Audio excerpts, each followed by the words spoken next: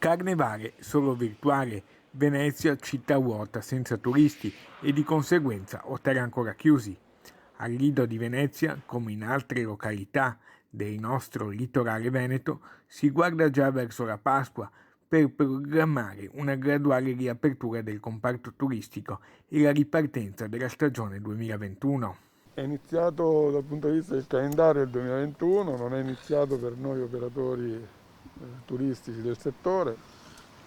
Ma cosa sono i segnali? I segnali sono quelli di una grande trepidazione, una grande voglia di voler tornare, per così dire, a vivere, una grande voglia di voler tornare a visitare le città d'arte. Da operatore del settore ho un momento di orgoglio in cui dico che forse non possiamo perdere Pasqua, no? Pasqua è un momento importante, Pasqua è un momento di incontro. In un momento difficile, dice Russo, aiuti diretti del governo non ci sono stati. Aiuti diretti del governo non ci sono stati, se non dal punto di vista di cercare, ma questo proprio perché è indicato alle banche, al settore bancario, di cercare di fermare e ammortizzare quelli che erano i costi dovuti a finanziamenti avuti. La voglia di ripartire è altissima. Da noi non abbiamo licenziato nessuno.